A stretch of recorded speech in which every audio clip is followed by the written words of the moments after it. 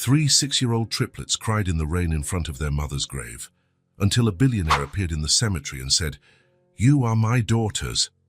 Adrian Wolfe pulled his car up to the entrance of the cemetery. He hadn't planned to come here. He was in town on business, finalizing the acquisition of a company that would crown his financial empire. However, as he drove past the wrought iron gates, something made him slow down and pull in. Maybe it was the name on the obituary he had glimpsed by chance in the local newspaper left in his hotel room. Lara Collins, 32. A coincidence? It couldn't be. The name and age matched. 7 years since he had last seen her. 7 years since he chose ambition over responsibility. Drops of rain began to fall as Adrian stepped out of the car. He hadn't brought an umbrella, but he didn't mind. He walked between the tombstones, navigating by the cemetery map at the entrance that showed the most recent burials. That's when he saw them. 3 small girls, seemingly the same age, standing in front of a simple headstone. They wore different dresses, red, green, and blue, but they looked almost identical, with the same wavy brown hair and delicate features. Triplets, 3 girls, 6 years old maybe. Adrian's heart raced. A simple, merciless calculation echoed in his mind. 7 years ago, Lara said she was pregnant. Now there were 3 little girls in front of her grave. He stayed back observing. The girls were alone, no adult in sight. The one in the red dress held a small bouquet of wildflowers they'd likely picked on their way. The one in blue clutched a children's book to her chest. The one in green held a framed photograph. "Hi, Mummy," said the girl in the green dress, placing the photo on the headstone. "We brought your favorite picture. Grandma said you can see us from where you are," added the girl in blue, her soft voice almost lost in the sound of the increasing rain. "But we brought the book you read to us, just to be sure." The girl in red didn't speak. She simply placed the flowers on the marble and stared at the headstone with an expression far too solemn for a child so young. The rain grew heavier. The girls had no protection besides the thin coats they wore. They were getting soaked. Adrian knew he should approach, offer help, but his feet felt rooted to the ground.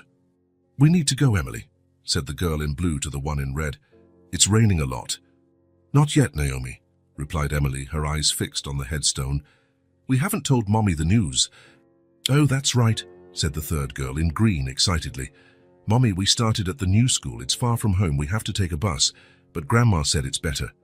"Sophie won a drawing prize," added Naomi, adjusting her glasses fogged by the rain. "And I learned a new song." Emily stayed silent, just watching the raindrops hit the stone engraved with her mother's name. Adrian finally found the strength to move forward. He couldn't leave them there in the rain alone. No matter how uncomfortable this moment was, no matter how many years he had spent running from responsibilities. "Hello," he said, stopping a few steps from the girls. All 3 turned simultaneously, surprised by the interruption. Up close, their resemblance was even more striking, but there were small differences. Emily had a firmer expression, brows furrowed in distrust. Sophie seemed more open, curious. Naomi was partially hidden behind her sisters, looking at him over her fogged glasses. Then Adrian saw something that made his heart stop for a moment. Their eyes. All 3 had his eyes. The same peculiar grey-blue shade he saw every morning in the mirror. "You shouldn't be here alone," he said, his voice rougher than he intended. "It's raining a lot. Where is your grandmother?" "Grandma is sick today," Sophie replied. "But we live nearby, so we came by ourselves." "We're not supposed to talk to strangers," said Emily, stepping forward as if to protect her sisters. "Let's go." She took her sister's hands, ready to leave. Something in her gaze, determination, courage, protectiveness, reminded Adrian so much of Lara that he felt as though he'd been punched. "Wait," he asked, I knew your mother." The girls paused. Emily let go of her sister's hands and turned to him. "How did you know her?" Adrian hesitated. What could he say, how to explain? The rain now fell mercilessly, soaking them all. "We were close a long time ago. Were you Mummy's friend?" asked Sophie, her eyes lighting up. "More than a friend," answered Adrian before he could think better of it. The rain ran down his face, disguising what might have been tears. The drops hit Lara's headstone, washing away the picture the girls had placed there. A photo of Lara smiling, older than Adrian remembered, with 3 babies in her arms. "What's happening? Who are you?" demanded Emily, her small body tense. Adrian looked at the three faces before him, faces that carried traces of Lara mixed with traces of his own. He took a deep breath, feeling the weight of this moment. "You are my daughters," he finally said, his voice choked with emotion. A heavy silence followed his words. Only the sound of rain falling, hitting the headstones, forming puddles on the ground. "No," said Emily, shaking her head. "Our father left before we were born. Mommy said he didn't want us."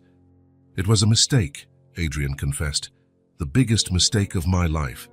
"If that were true, why didn't you ever look for us?" Emily's voice was firm, challenging, far beyond her few years. Adrian had no answer, or rather he had explanations, but none that could justify 7 years of absence.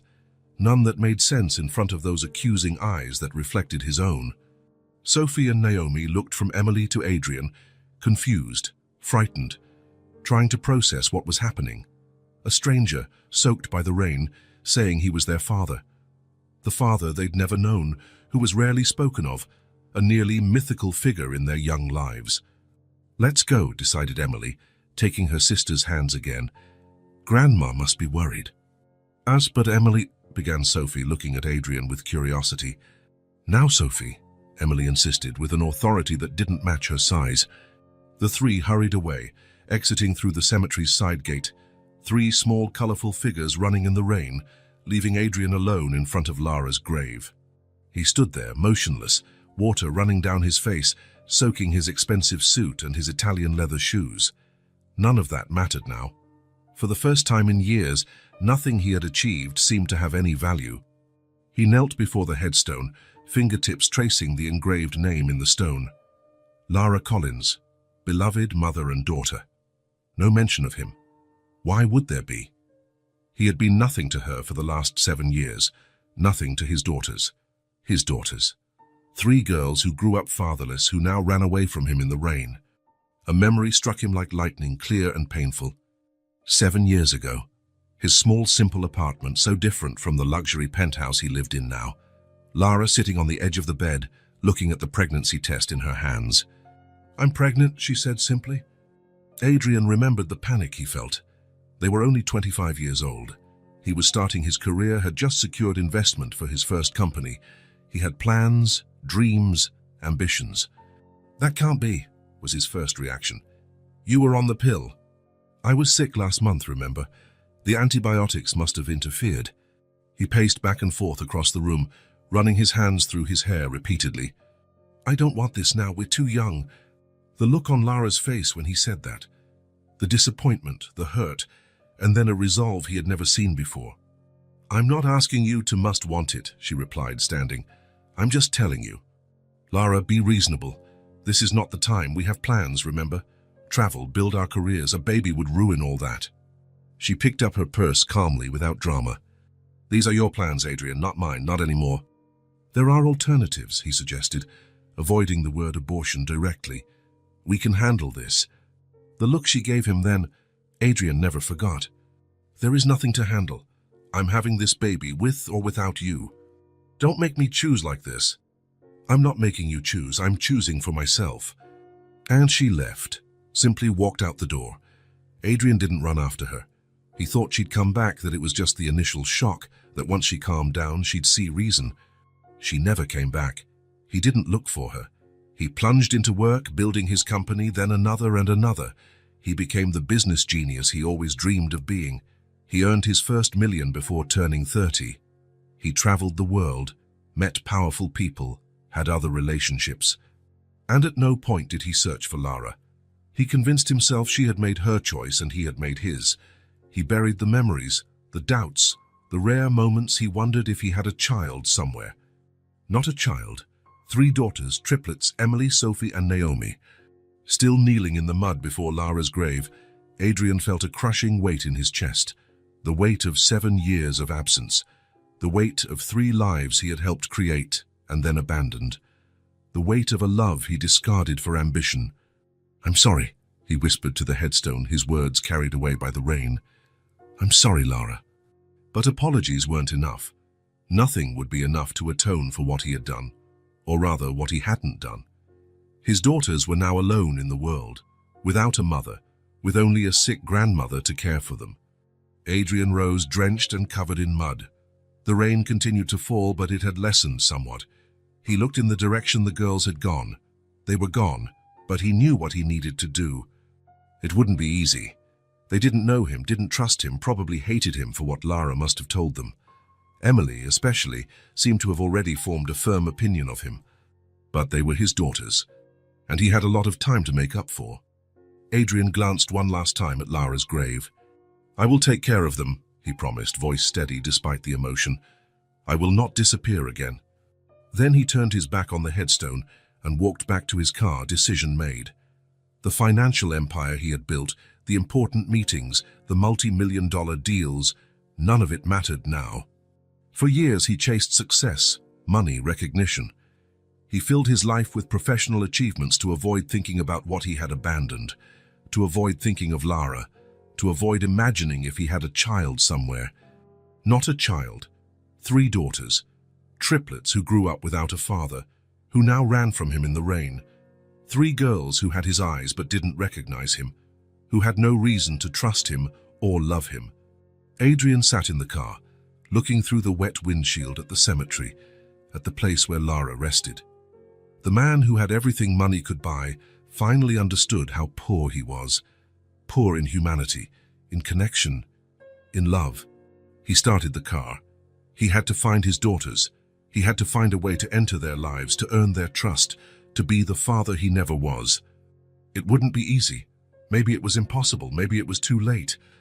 But for the first time in 7 years, Adrian felt something beyond ambition. He felt the weight of absence, and he was determined not to carry that weight another day. The morning was cold when Adrian parked his car in front of the light blue house. He had spent the entire night in the hotel, tossing and turning, thinking about the 3 girls who had his eyes. It was strange how he hadn't noticed that earlier, maybe because he was too busy seeing Lara in them. He hesitated before leaving the car.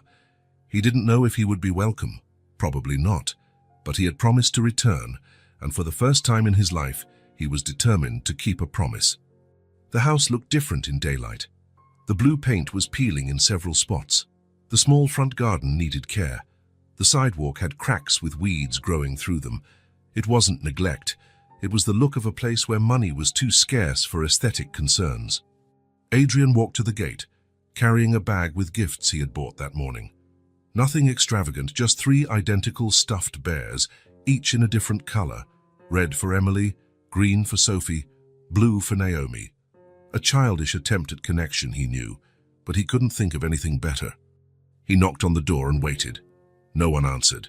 He knocked again, harder this time. Silence.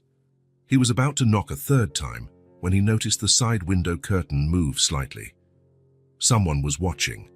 "I know someone is home," he said, speaking to the window. "I just want to talk." The door opened a few minutes later. Claire stood there wearing a flour-stained apron. The smell of freshly baked cake came from inside the house. "It's early," she said, not inviting him in. "Sorry, can I come back later?" Claire sighed. "Since you're here." She opened the door wider, letting him in. The house was even smaller inside than it looked outside. The living room, where he had spoken with the girls the day before, opened directly into a tiny kitchen where several cakes were cooling on the counter.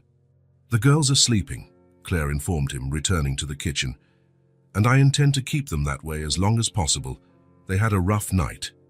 Adrian placed the gift bag on the sofa and followed Claire into the kitchen. "Because of me?" Claire began removing one of the cakes from its pan, carefully so as not to break it.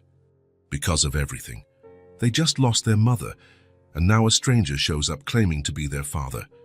"I'm not a stranger, I am their father." Claire stopped what she was doing and looked straight at him. "Being a father is more than biology, Mr. Wolf. It's presence. It's changing diapers at 3 in the morning. It's holding a hand during a fever. It's being there for the first tooth, the first word, the first step." She focused on the cake again. "It's standing by a hospital bed when the doctor says it's leukemia, and there's not much to be done." Adrian felt as though he'd been punched. Leukemia, so that's how Lara died. "I didn't know," he said, voice almost a whisper. "Of course you didn't. How could you?" Claire began wrapping the cake in aluminum foil with precise movements. "You never cared enough to look. You never wanted to know." Adrian had no defense. Every word she said was true. "Why are you here now?" Claire asked, wrapping another cake. "What changed?" It was a fair question, one he had been asking himself since he received the funeral invitation. "I don't know how to explain. When I learned Lara had died, something changed, as if a part of me that had been sleeping woke up." Claire gave a sad smile. "How convenient, to wake up now when she's no longer here to deal with your absence. I know it seems that way, but I want to try to make things right. I want to meet my daughters." "So, and what if they don't want to meet you?" The question hung between them. Adrian had no ready answer. "Then I'll respect their decision, but I want to at least give them that choice." Claire finished wrapping the last cake and sighed. "It's not that simple. They're 6 years old. They don't really understand what it means to have a father show up after so long. Then help me understand how I can do this the right way." Claire studied his face for a long moment, as if searching his eyes. "Why should I believe you're really interested? That you won't just disappear when you realize raising children is hard and expensive?" Adrian held her gaze. "Because I've changed. Because I don't want to be the man who abandoned Lara ever again. Words are easy. Then let me prove it with actions." Claire crossed her arms. "How do you intend to do that?" Adrian took a deep breath. "I would like to help financially to start. I know it won't buy back lost time, but it could make your life a bit easier." Claire looked away, her pride wrestling with practical needs. "We don't need charity." "It's not charity. It's responsibility. Responsibility I should have taken on 7 years ago." She fell silent for a moment, then pointed to the cakes on the table. "I sell these cakes to supplement my retirement. It's not much, but it helps. Or it used to when Lara was still here to take care of the girls while I made deliveries." Adrian looked at the cakes. There were at least 10 of them, small and simple. "How much do you make from each?" $25 each if I can sell all of them." He calculated quickly. $250, an amount he could spend on a single business dinner without a second thought. "Let me help," he insisted. "Not for me, for them." Claire turned her gaze away. "Things aren't easy," she admitted finally. "Lara had basic health insurance through her job, but most of the money went to treatment. What was left barely covered the funeral." "Where did she work?" "At a bookstore, part-time. The rest of the time she stayed home with the girls." Adrian felt a fresh wave of guilt. While he was building his empire, Lara struggled to survive on low-paying jobs. "The girl, are they in school?" Claire shook her head. "We had to pull them out after Lara got sick. We couldn't afford the tuition. I tried to homeschool them, but with caring for Lara, it became impossible. And now? Now we're waiting for a spot in the public school, but the waiting list is long." Adrian tried to keep a neutral expression, but inside he was devastated. His daughters didn't even have access to basic education. They need to go back to school as soon as possible. Claire gave a bitter smile. "You think I don't know that? Doesn't break my heart to see them losing their childhood." Her voice faltered. "But bills come every month. The mortgage is overdue, the electricity bill too. And now it's just me to take care of them." Adrian felt ashamed. He was criticizing when he should be helping. "I'm sorry, I'm not here to judge." Claire wiped a tear with the back of her flowery hand. "They are amazing children, smart, loving. Lara did an incredible job on her own. I would love to get to know them better, really." A noise from the hallway interrupted the conversation. One of the girls was standing at the kitchen door, rubbing her sleepy eyes. It was Naomi in her blue pajamas. "Grandma?" she murmured, then noticed Adrian. Her eyes widened. "Good morning, sweetheart," Claire said quickly, going to her. "You woke up early." Naomi didn't answer, her eyes fixed on Adrian. "Hello, Naomi," he said, trying to smile. "You came back," she whispered, looking surprised. "I said I would." Naomi seemed about to say more, but was interrupted by the sound of more footsteps. Sophie and Emily appeared in the hallway, both still in pajamas. "What's happening?" Emily asked, immediately noticing Adrian. Her posture changed, becoming more rigid, protective. "Mr. Wolf came to visit us," Claire explained. "Adrian," he gently corrected. "You can call me Adrian." Sophie approached, curious. "Did you bring that bag?" she asked, pointing to the sofa. Adrian nodded. "I brought a gift for each of you if you want them." "Our gifts don't make you our father," Emily said, crossing her arms. Adrian felt the impact of her words but remained calm. You're right, they don't. He knelt down to be at eye level with them. I'm not here to buy your affection. I'm here because I want to get to know you, because I care. You don't even know us, Emily argued. That's true, and that's why I'm here. To change that, if you allow me. Sophie glanced at the bag, clearly curious about the gifts but held back. Naomi remained quiet, observing everything with her thoughtful eyes. Claire cleared her throat. Girls, how about having breakfast first? Then you can decide if you want to open the gifts. The three nodded and followed Claire to the small kitchen table. Adrian stayed behind, uncertain of where he fit into this family routine. You can join us if you want, offered Claire, surprising him. There's coffee in the thermos. Adrian accepted the invitation and sat at the table. Breakfast was simple. Cereal with milk for the girls, coffee for the adults. But there was something in that simplicity that touched him deeply. The girls ate in silence, occasionally glancing at him with curiosity.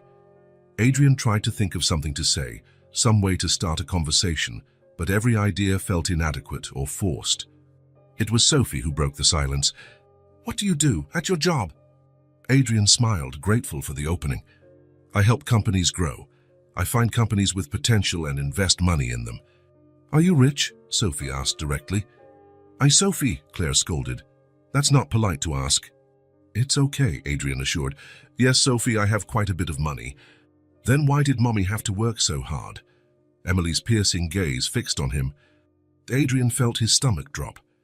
Because I wasn't there to help. And that was a terrible mistake. A heavy silence fell over the table. Claire stood and began clearing the empty dishes. Girls, why don't you get dressed while I talk some more with Adrian? The three stood and left, but not before casting curious glances at Adrian. Once they were out of earshot, Claire sat back down. They know who you are, she said quietly. Not by name, but by concept. Lara never hid that their father existed somewhere. What exactly did she tell them? Claire sighed. The truth, that when she found out she was pregnant, you didn't want to take responsibility, that you chose to go your own way. Adrian felt the weight of those words. She had every right to say that. Yes, she did. Claire paused. The girls have a clear idea of what a father is. They've said more than once that a father is someone who stays, and you never stayed. Her words hit him like a physical blow, simple, direct, and devastatingly true. Can I stay now? It depends, Claire replied. Will you give up at the first difficulty? Because raising 3 children is not easy, Mr. Wolf. It's not like running a company where you can just fire problems. I will not give up. Claire studied him for a long moment. All right, you can try, but let's set some rules. Adrian nodded, willing to accept any condition. Dad, first, no expensive gifts. I don't want them to think they can be bought. Understood. Second, visit regularly, but not too much. They need time to process all this. How often would be ideal? Maybe a few times a week to start. Done. Claire hesitated before continuing. And third, if you decide this is too much, that it's not what you expected, be honest. Don't just disappear, give them proper closure. Adrian understood what she was really asking. Don't break their hearts like you broke Lara's. I promise. The girls returned, now dressed. Sophie immediately looked at the bag on the sofa. Can we see the gifts now? Claire hesitated, looking at Adrian. Maybe later. Right now I need to finish wrapping these cakes for delivery. The girls looked disappointed but didn't protest. Emily took her sister's hands and led them back to the hallway, casting one last distrustful glance at Adrian. Once the girls were gone, Claire sighed. They need time, especially Emily. I understand. Adrian looked at the gift bag, feeling foolish for the simplicity of the gesture. I'll leave the teddy bears here. They can look at them whenever they're ready. Claire nodded and returned to working on the cakes. Adrian realized it was time to leave. Can I come back tomorrow? If you want. She paused. But Adrian, understand one thing, it won't be easy. They know who you are. They said a father is someone who stays. And you never stayed. Her words were simple, direct, and painfully true. Adrian felt their weight, but also their justice. I will prove I've changed. Words are not enough, Claire replied without looking up from her work. Adrian left the house with a heavy heart. At the gate, he looked back. Through the window, he saw 3 small faces watching him. When they realized he had noticed, they quickly hid behind the curtain. The next day, Adrian returned, but this time he didn't knock on the door. He left a bag of children's books at the gate and sat on the sidewalk across the street. He stayed there for an hour, just watching the house. On the third day, he brought colored notebooks and crayons. Again, he left them at the door and sat at a distance. He noticed the curtain moved occasionally. They were watching him. On the fourth day, it rained. Adrian arrived with a basket of fresh food. Fruit, bread, cheese, things he'd noticed were missing during his brief visit. He left the basket on the covered porch and returned to his car. A week passed in this rhythm. Adrian showed up every day with something small and useful: pantry staples, school supplies, new clothes for the girls. He never knocked on the door or demanded to be let in.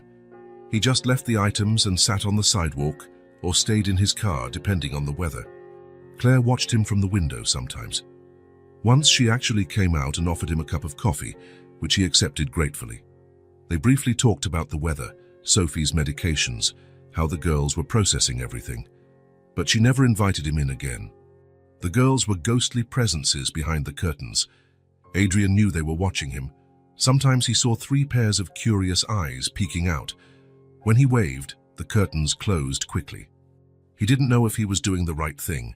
He didn't know if he would ever be accepted, but he knew he had to try. He had to show consistency, patience, persistence, everything he hadn't shown Lara. One day, as he was leaving a bag of fruits and vitamins at the gate, he noticed a small drawing taped to the door. 3 stick figures wearing brightly colored dresses, red, green, and blue. Next to them, a larger stick figure alone. There were no lines connecting them, no smiles on their faces, just those simple figures on paper. Adrian carefully took the drawing and put it in his shirt pocket, close to his heart. It was little, but it was a start, a silent acknowledgement of his existence. Sitting on the sidewalk that afternoon, Adrian watched the house with a new feeling in his chest. It wasn't happiness. It was far from that. It was hope. A small flame of hope he would protect at all costs. He wouldn't demand a place in their lives. He would just keep waiting, leaving gifts, being a constant, patient presence. He would wait however long it took, because now he understood what Claire had said. A father is someone who stays, and this time he would stay. 2 weeks had passed since Adrian began his routine. Every day he appeared at the same time, left something useful at the gate, and sat on the sidewalk in front. Sometimes he stayed for an hour, sometimes 3. He never asked to be let in, never demanded attention. The neighborhood had noticed. Curious glances multiplied. The rich man in the fancy car who sat on the sidewalk like a silent guardian had become talk of the town. On that Saturday morning, the sky was especially blue. Adrian arrived at his usual time, but today he brought something different. 3 small puzzles, each with a different picture. A starry sky for Emily, a colorful garden for Sophie, a blue ocean for Naomi. As always, he left the bag at the gate and went to sit on the sidewalk. He had been there about 20 minutes when the front door opened. Claire stepped out, wearing a simple dress and her hair in a loose bun. She looked years older over the past few weeks, but there was something different in her gaze today, a decision made after much reflection. "Adrian," she called, standing at the gate, "why don't you come in for coffee?" He rose slowly, trying to hide his surprise and emotion. It was the first time in 10 days he'd been invited in. "Thank you," he answered simply, crossing the street. Claire took the bag with the puzzles. "More gifts. I thought you might like them for rainy days." Claire nodded and opened the gate for him. The house seemed brighter today, with the curtains open, letting the sun in. On the living room sofa, the 3 girls sat in a row like little birds on a wire. They all wore clean dresses, though visibly worn from use. Their hair was styled in identical braids. "Hello," Adrian said, stopping at the entrance to the living room. The girls didn't respond, but they didn't look away either. It was progress. "Girls," said Claire, placing the bag on the table, "Mr. Wolf, Adrian brought puzzles for you." Sophie, always the most expressive, let a small smile slip out. Naomi looked at the bag with curiosity. Emily kept her face serious, but her eyes betrayed interest. "I'll make coffee," Claire said, heading to the kitchen. "Why don't you show them the puzzles?" Adrian understood. Claire was giving him a chance.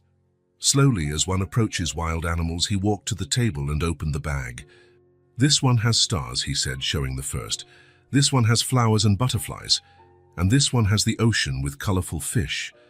The girls stayed on the sofa, watching. "You can choose whichever you like," he continued, placing the 3 puzzles on the table. After a moment's hesitation, Sophie was the first to stand. She approached the table and pointed to the garden puzzle. "Can I have that one?" "Of course," Adrian replied, smiling. "I thought you'd like that one." Sophie took the box and went back to the sofa. Naomi was next, timidly stepping forward. "I want the ocean one," she said, her voice barely a whisper. "It's yours." Emily stayed on the sofa, but her eyes were fixed on the star puzzle.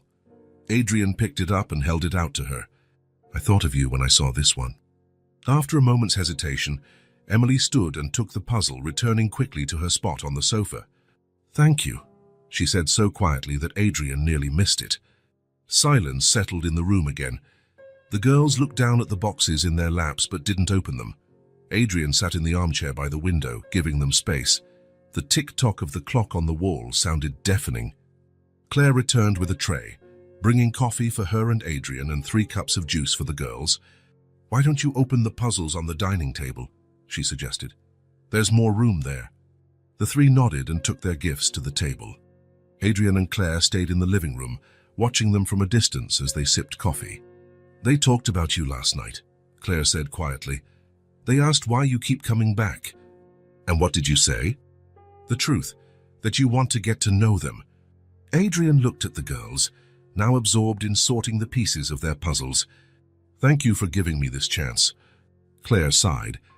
"I'm not doing this for you. I'm doing it for them." She paused. "Emily had a nightmare last night. She said she was afraid you'd disappear like their mother did." The revelation hit him like a blow. "I will not disappear.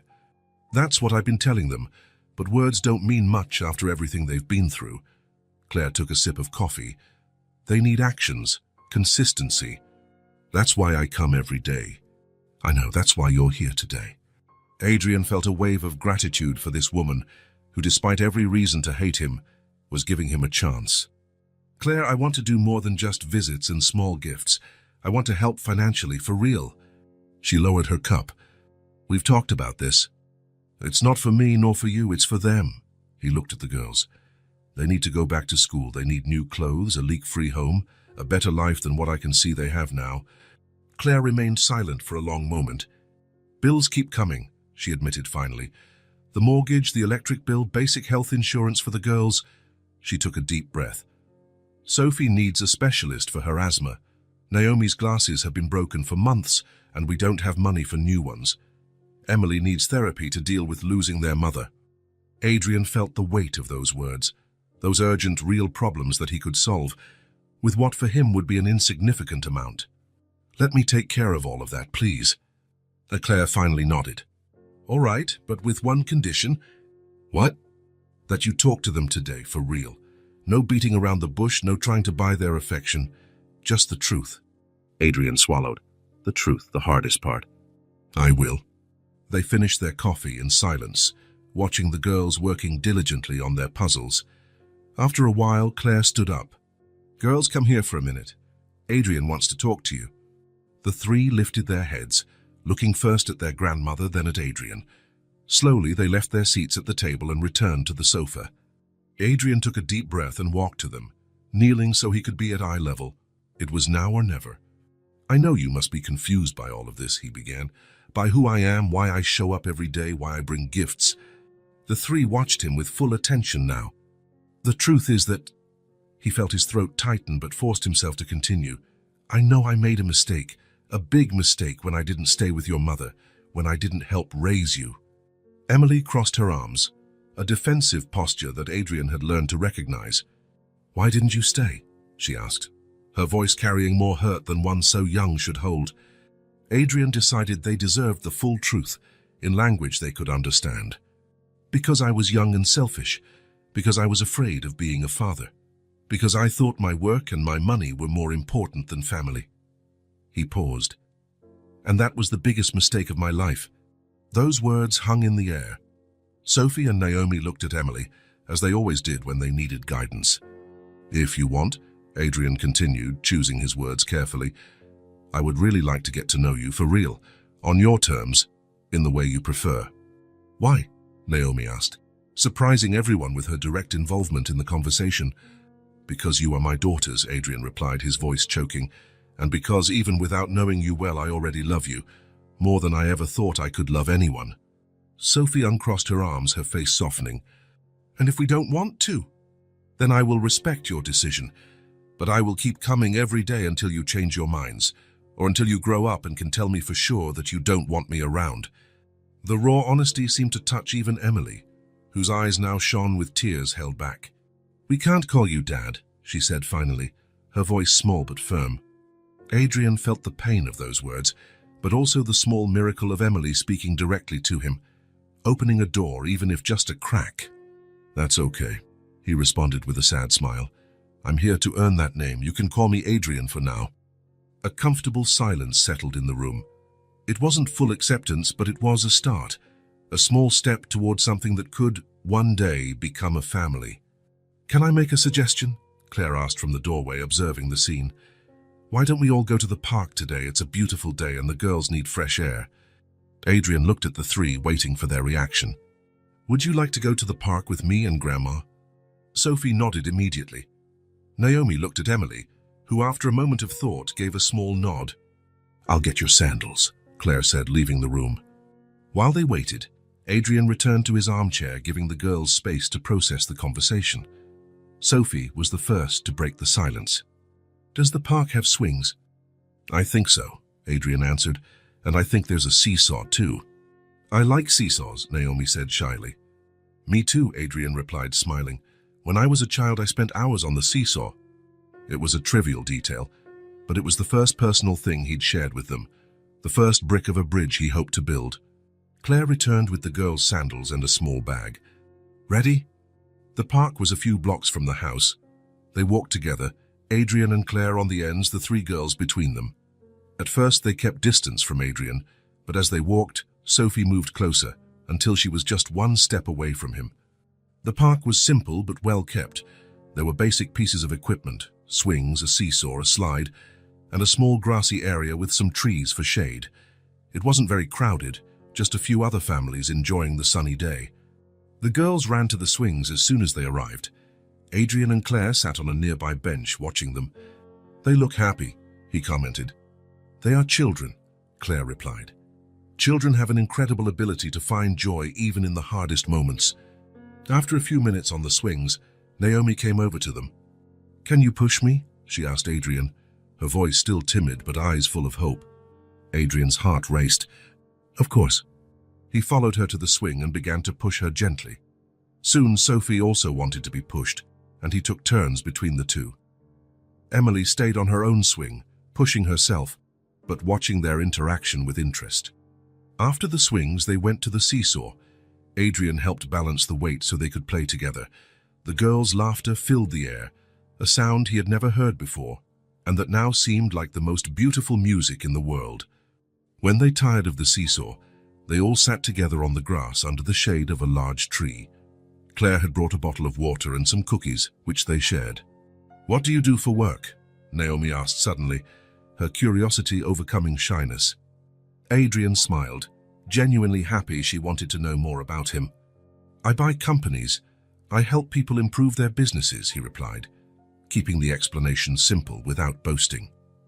Then he added sincerely, but now my most important job is learning to be a father. The girls seemed to reflect on that. It was a strange concept for them, an adult wanting to learn something so fundamental. How do you learn to be a father?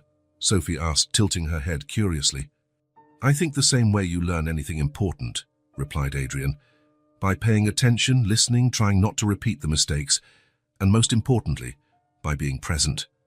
He looked at each of them, wanting them to understand how committed he was. And you, what do you like? He asked, turning the conversation to them.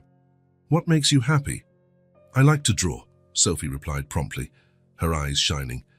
I like to use all the colors. She's very good, Claire added proudly. Her drawings are all over the fridge. I'd love to see them, said Adrian sincerely. I like to sing, said Naomi, her soft voice matching her nature. Mommy said I had a bird's voice. I'm sure it's beautiful, said Adrian, feeling his heart tighten thinking of Lara praising her daughter. Everyone looked at Emily, who hadn't spoken yet. She played with a fallen leaf, twirling it between her fingers. And you, Emily? Adrian asked gently. What do you like? She raised her eyes, studying him for a moment. Then, as if she'd made an important decision, she answered, I like stories, especially those with a happy ending. The response took him by surprise. There was so much in those simple words. Hope despite everything she'd been through, a desire for something better, maybe even a slightly open door for him. Stories with happy endings are the best, Adrian agreed, holding back emotion. The silence that followed wasn't awkward. It was comfortable, full of possibilities. For the first time, the conversation had been genuine. They were no longer strangers forced into a difficult situation. They were people beginning to get to know each other, forming bonds. Grandma makes the best chocolate cake in the world, Sophie said suddenly, changing the subject entirely as only children can. Really? Adrian responded, joining the conversation enthusiastically. Yes, confirmed Naomi, with dripping frosting. Now I want to try it, said Adrian, smiling at Claire. Maybe one of these days, she replied. And there was something in her voice suggesting that day might not be far off. They stayed in the park for another hour. The girls played on the slide, ran on the grass, chased butterflies. Adrian and Claire talked about practical things, the school the girls would attend, the doctors they needed to visit, plans for the immediate future. As evening approached, they gathered to go home. On the way back, something happened that Adrian didn't expect. Sophie reached out her small hand and held his. It was a simple, instinctive gesture, the kind children do without much thought. But to Adrian, it felt as though the entire world had stopped. Naomi, seeing her sister, did the same on the other side. Emily kept her distance, but she no longer seemed so hostile. They walked like that back to the house, a small family forming. It wasn't perfect, far from it. There was much to rebuild, much to learn, much to forgive. But it was a beginning. And for someone who had almost lost everything, a beginning was more than enough. A month had passed since that first park outing. The routine was now different. Adrian came every day after work, had dinner with them, helped bathe the girls, read bedtime stories. On weekends, he took them out, to the zoo, the movies, small fairs in the town square. The changes in the house were visible. The roof no longer leaked. The refrigerator was always full. The bills were paid on time. The girls had returned to school, wearing new uniforms and carrying colorful backpacks. Sophie got proper treatment for her asthma. Naomi wore new glasses with blue frames that matched her favorite dresses. Emily had started therapy twice a week. It was a Thursday night. The girls were already asleep. Adrian and Claire sat in the living room having tea. There was a calm between them now, a silent understanding.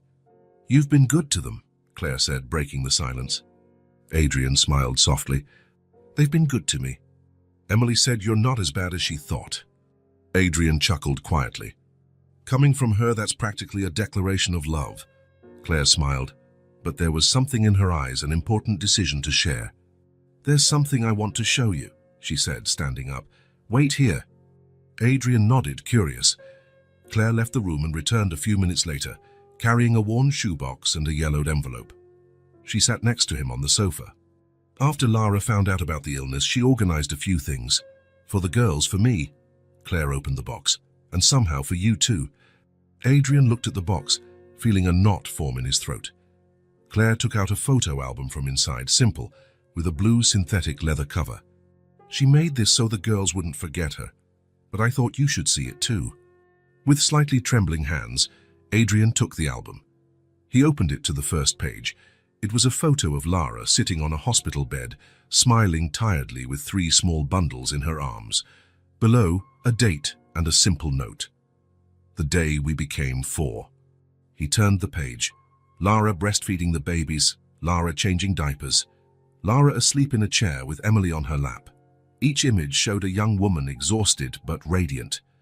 Adrian ran his fingers over the photographs as if he could touch those moments. That life that had happened without him. The following pages showed the girls growing up. First teeth, first steps, first day at daycare. Simple birthdays with homemade cakes and few presents but many smiles. In every photo, Lara looked a bit more tired, a bit thinner, but her smile for her daughters never faded. Adrian could see the overflowing love in her eyes, the same look he now saw in triplicate every day.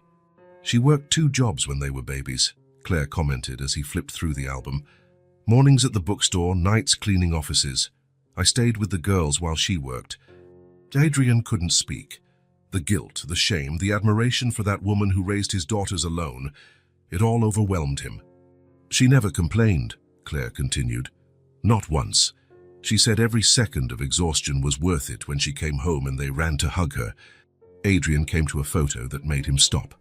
Lara in a hospital bed, visibly sick, with the 3 girls by her side. Even there, weak and debilitated, she smiled at them. The date showed it was taken just 2 months before her death. When she knew she didn't have much time, Claire's voice broke. Her only concern was what would happen to the girls. She didn't have enough life insurance, no savings. She only had me, an old woman with a small pension. Adrian closed the album, unable to see more.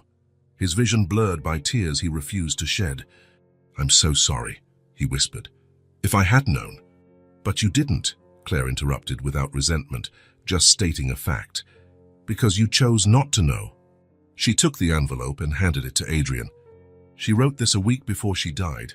She asked me to keep it, said that maybe one day you'd show up."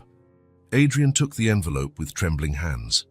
His name was written on the front, in the delicate handwriting he still remembered. He opened it carefully, as if handling something precious and fragile. Inside was a single sheet of paper with a few lines.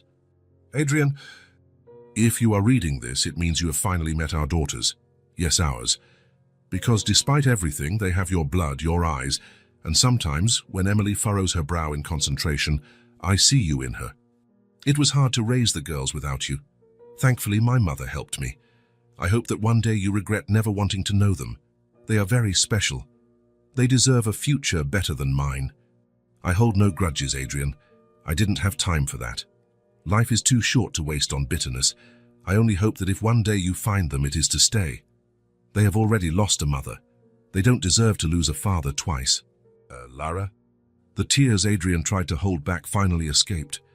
They ran down his face silently at first, then in sobs that shook his shoulders. He no longer had strength to deny or pretend control.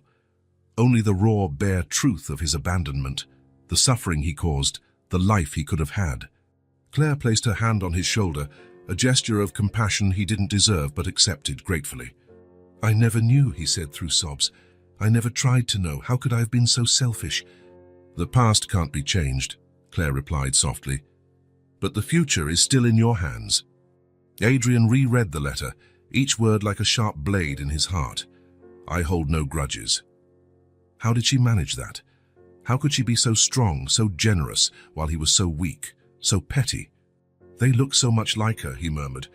"Sophie's kindness, Naomi's sensitivity, Emily's strength." "Yes," Claire agreed. "And they have things of yours too, the determination, the intelligence. They're the best of both of you." Adrian carefully folded the letter and placed it back in the envelope.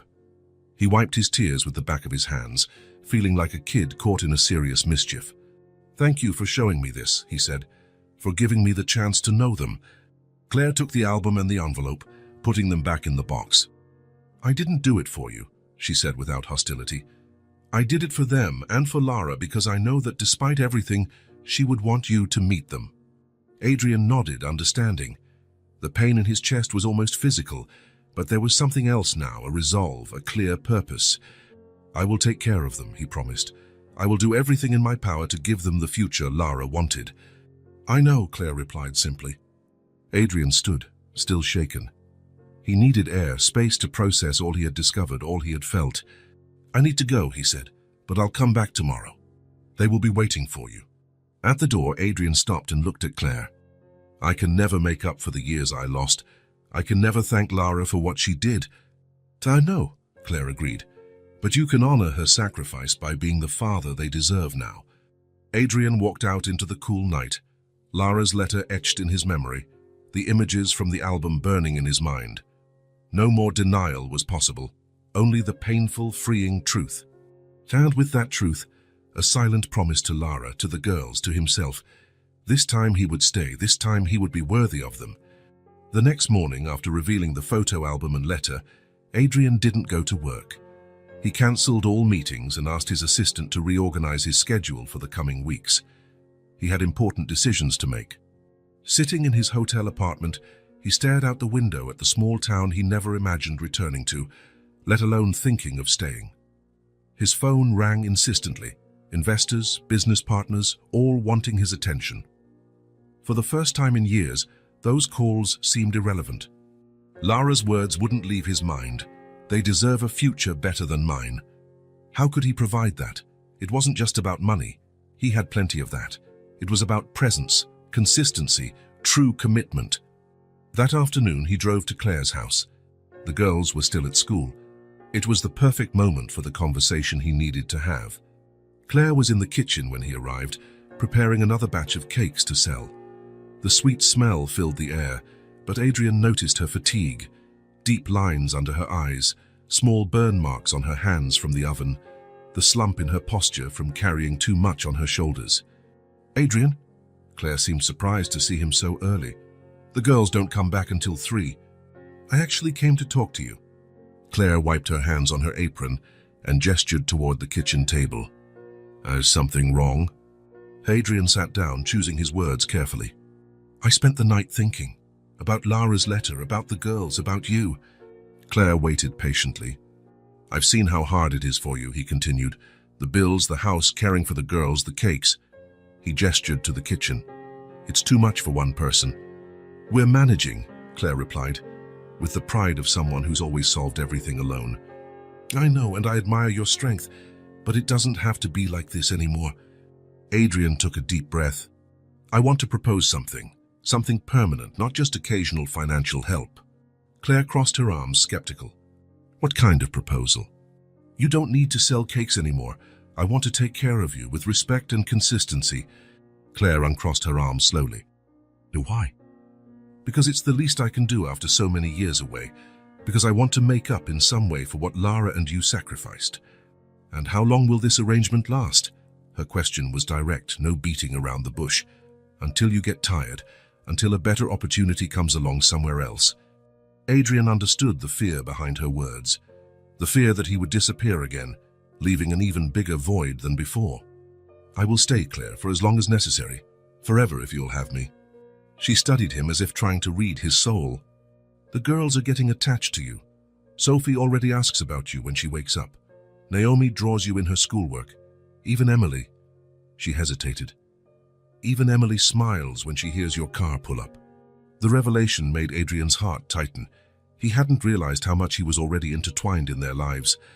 "If you leave now," Claire continued, her voice firm, "you will break something in them that might never heal." "I won't leave." Words are easy, Adrian. Lara heard them too. The blow was sharp but fair. "I know." Adrian held her gaze. "But I'm not that immature, selfish guy anymore. I've discovered there are things more important than money or success." Claire didn't answer immediately. She got up and went to the window, looking at the neglected garden. "This house holds many memories," she said, as if thinking aloud. "Good and bad. Lara grew up here. The girls were born here. We can find a new place," Adrian suggested. "Bigger, more comfortable, close to their school." Claire turned to him. "Oh, and where would you stay?" The question hung in the air. Adrian hadn't thought about that concretely. I could find a place nearby." "And how do you intend to be a present father living somewhere else?" Adrian understood her point. "You're suggesting I live with you?" "I'm saying if you want to be part of this family, truly be part of it. Don't leave at the end of the day. Don't be a visitor in their lives." The proposal took him by surprise. He hadn't considered that possibility. "Would you accept that, after everything?" Claire shrugged. "It's not about me. It's about them, about what's best for their future." Adrian reflected for a moment. Living with them would mean changing his life completely, leaving his apartment in the capital, reorganizing his businesses, putting down roots in a small town. But it would also mean waking up and seeing his daughters every day, being there for breakfast, for dinner, for homework, truly knowing them, not just in planned visits. "This time I'm here to stay," he said, emotional, "for real." Something in Claire's expression softened. "Then let's do this right." In the following weeks, their lives changed completely. Adrian found a spacious house on the outskirts of town, close enough to the school for the girls to walk. It had 4 bedrooms, a large yard, and a kitchen that made Claire's eyes light up. The move was quick. There wasn't much to take from the old house, just clothes, the girls' toys, a few keepsakes. Adrian provided the rest. New furniture, modern appliances, everything they might need. The girls participated in decorating their rooms. Sophie chose green walls and a boat-shaped bed. Naomi opted for light blue walls with glow-in-the-dark stars on the ceiling. Emily, always more reserved, asked for a large bookshelf, but Adrian noticed how her eyes lit up when he brought wallpaper with a world map for her room. Adrian set up a home office where he could run his businesses without constant travel. He hired a team to manage day-to-day operations at his offices in the capital. His partners didn't understand the sudden change, but he was firm. His priorities had shifted. Claire got a comfortable bedroom with a small balcony overlooking the garden. In the first days, she seemed disoriented by the sudden comfort, by not having to wake at 5 to bake cakes, by having time for herself. "What do I do now?" she asked Adrian a week after the move. "Rest," he replied. "Take care of your health. Do what you always wanted but never had time for." And she laughed, a sound Adrian rarely heard. "I don't even know what I used to enjoy." "You have time to find out." The new routine took hold gradually. Adrian took the girls to school every morning.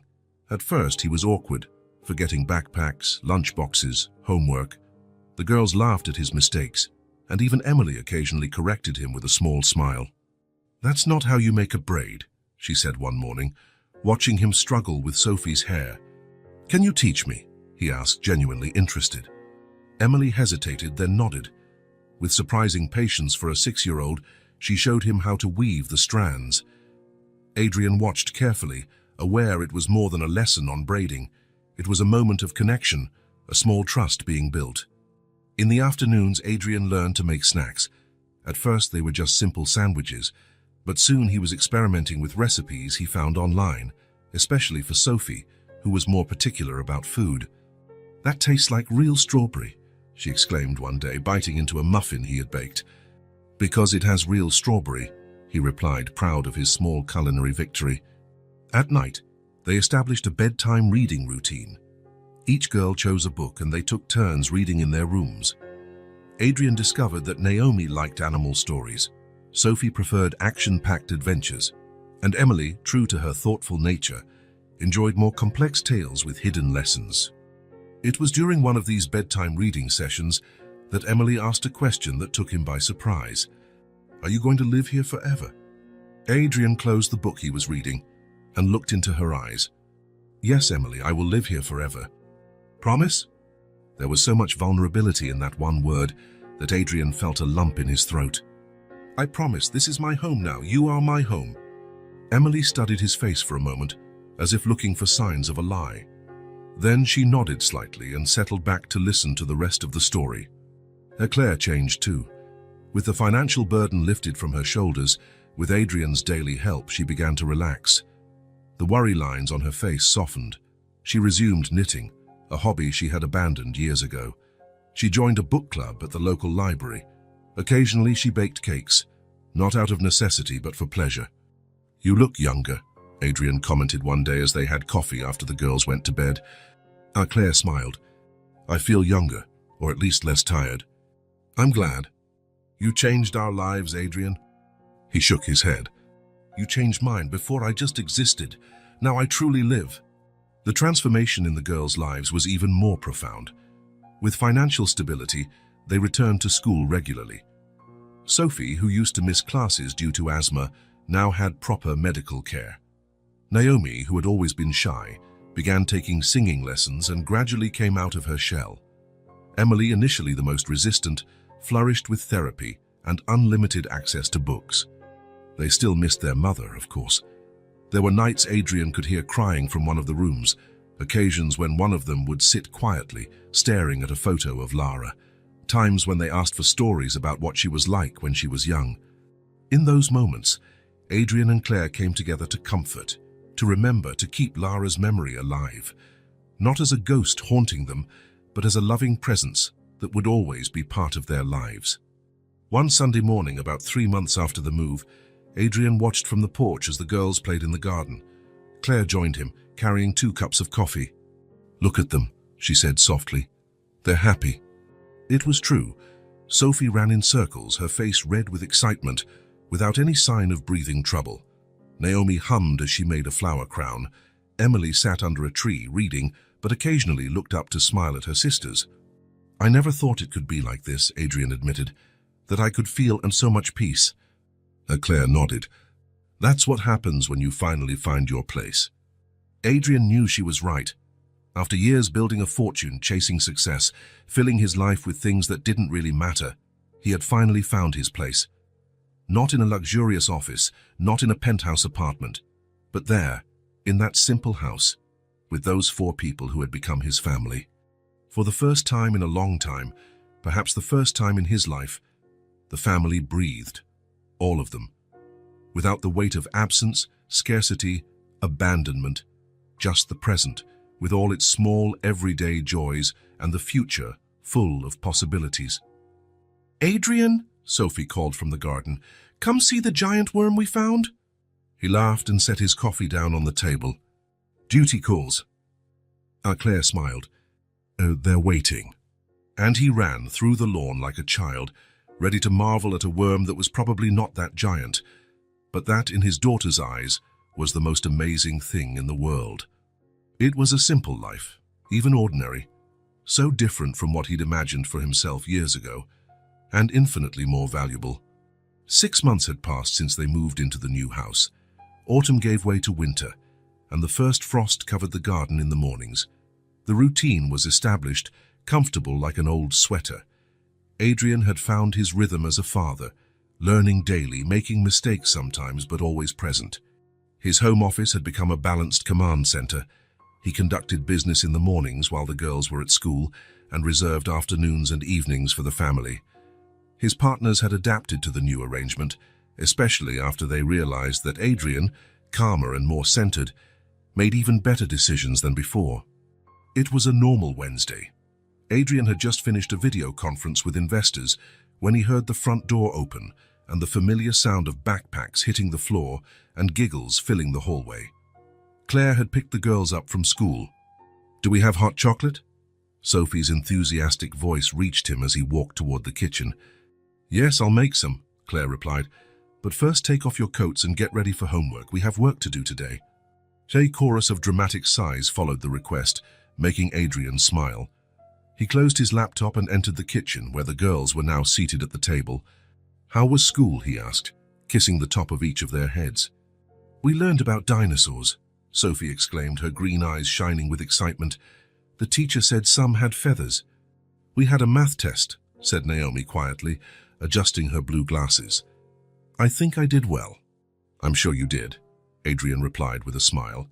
Naomi had a natural knack for numbers that constantly amazed him. Emily, as always, was more reserved. "I checked out a book from the big kids section," she said with a small smile of pride. "The librarian said I read really well for my age." "That's wonderful, Emily." Adrian sat at the table while Claire served hot chocolate for everyone. "Which book did you pick?" Emily pulled out a worn copy of The Secret Garden from her backpack. She said it's about a girl who discovers a hidden garden and makes friends. "That's one of my favorite books," Claire commented, sitting with her own cup. "Lara loved it when she was little." Mentioning Lara no longer brought that heavy silence it once did. Now it felt like a gentle presence they could share with fondness. "Mom read me stories every night," Naomi said, looking distant for a moment, even when she was tired. Adrian felt the familiar tightening in his chest that always came when the girls shared memories of Lara. It was a mixture of gratitude for how devoted she was as a mother and sadness for the time he missed, the memories he would never have. "She was a wonderful mother," he said simply. "Do you think she would be happy you're here now?" Sophie asked suddenly, with the candid directness only children have. The question caught Adrian off guard. He looked at Claire, who nodded slightly, encouraging him. "I think so," he replied after a moment.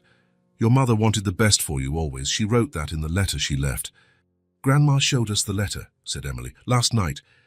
Adrian looked at Claire, surprised. "I thought it was time," she explained. "They have a right to know their mother's words." He nodded, understanding. The girls had matured a lot in the past months. Therapy was helping Emily process her feelings.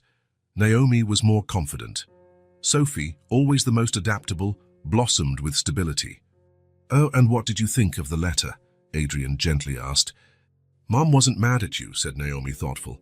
"Just sad." "She wanted you to find us," added Sophie, "and you found us." Emily took a sip of her hot chocolate before speaking. She said, "We deserve a better future. Are you trying to give that to us?" The question was so direct, so profound, coming from someone so small, that Adrian felt his throat tighten. "Yes, Emily, I'm trying with all my heart." Emily nodded as if confirming something she already knew. "Let's finish the hot chocolate and start homework," Claire suggested, noticing the emotion in the air. "Do you have a lot to do today?" "I have to write about what I want to be when I grow up," said Sophie. "I have math problems," said Naomi. "I need to read 2 chapters and answer questions," added Emily, pointing to her new book. They finished the hot chocolate, and the girls began pulling notebooks and books from their backpacks. Adrian helped organize materials on the table, while Claire prepared dinner.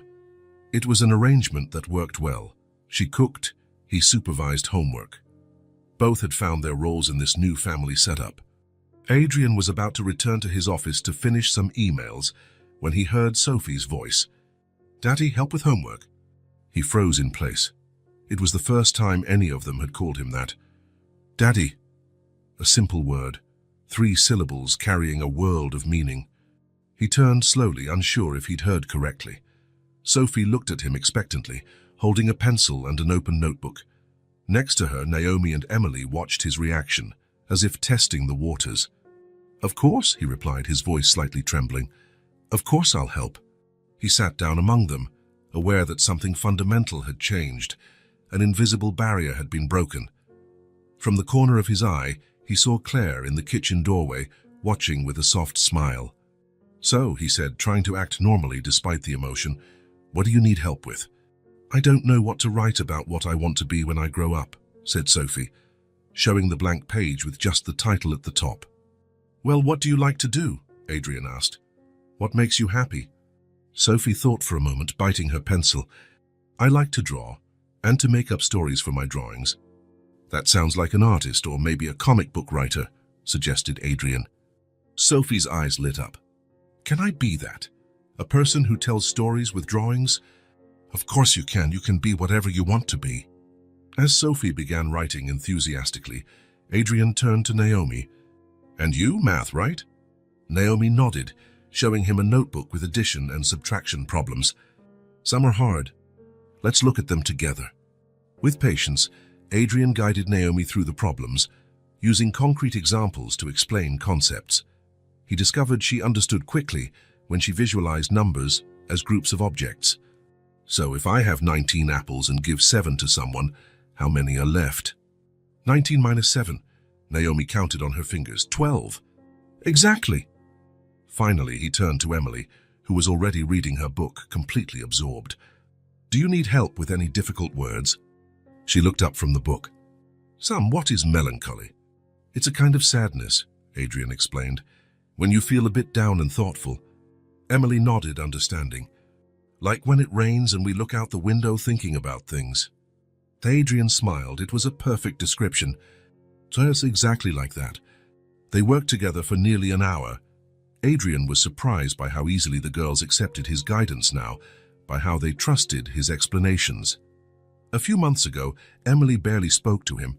Naomi was too shy to ask for help. And Sophie, though always friendly, kept a certain emotional distance.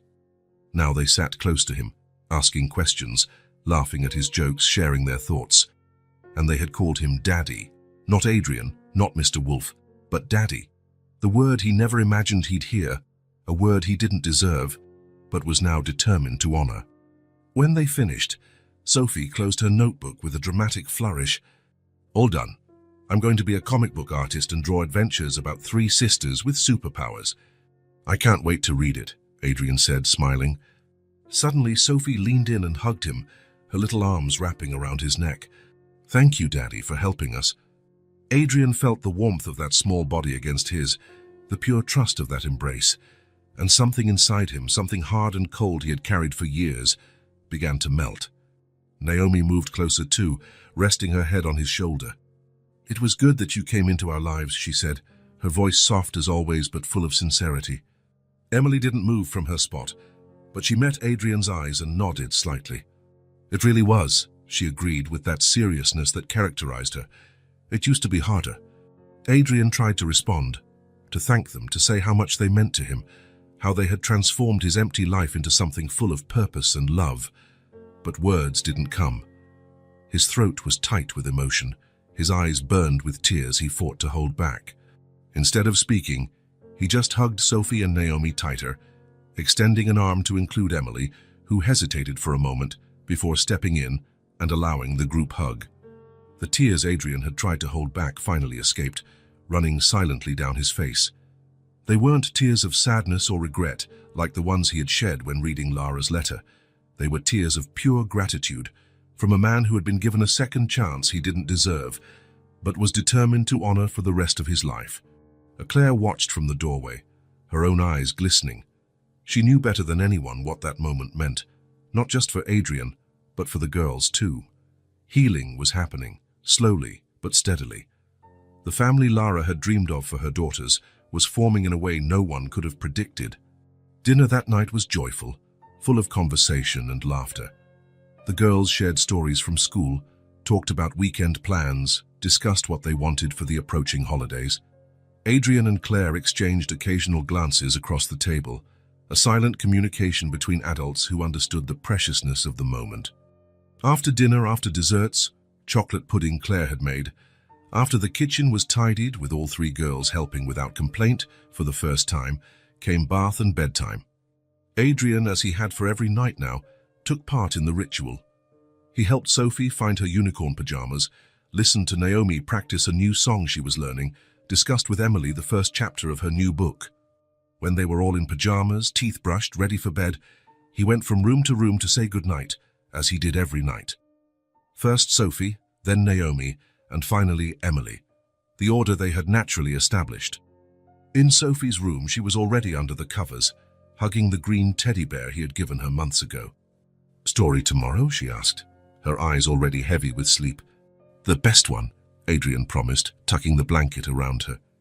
Sophie sat up slightly, and with a quick motion kissed his face.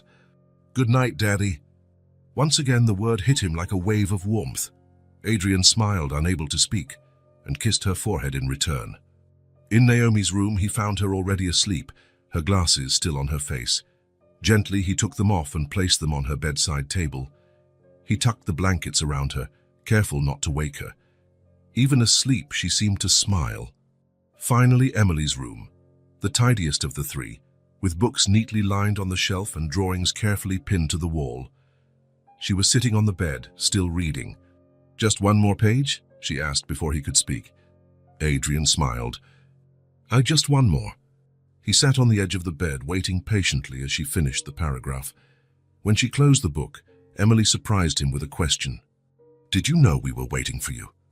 Adrian blinked, confused. "What do you mean?" "Mommy said that one day you would come. That one day you'd realize what you'd lost." Emily spoke without looking at him, her fingers tracing the outline of the book in her lap. "I didn't really believe it, but Sophie and Naomi did." Adrian felt his heart tighten. "I'm sorry it took me so long." Emily finally looked at him. "You came, that's what matters." With that, she lay down and pulled the blanket up to her chin. Adrian covered her properly, making sure she was comfortable. "Good night, Emily." "Good night, Daddy." The word coming from Emily, the most resistant, the most suspicious, was the most precious gift he could receive. Adrian felt tears return to his eyes, but he didn't mind hiding them. He turned off the light, leaving only the small lamp Emily preferred on, and headed for the door. He was about to leave when he heard her small voice, clear in the dim light. "We love you." Adrian froze, hand on the doorknob, heart beating so hard it felt like it would burst. "I love you too," he answered, his voice thick with emotion. "More than I ever thought I could love anyone." He closed the door softly and stood in the hallway for a long moment, letting the tears flow freely now. Tears of gratitude, of love, of completeness. Claire found him there, leaning against the wall, his face wet. She said nothing, just took his hand and squeezed it gently, a simple gesture that said everything that needed to be said. Together they walked to the living room, where the fireplace crackled and 2 cups of tea waited. The house was silent, warm, safe, a home in the truest sense of the word. Spring arrived in full force.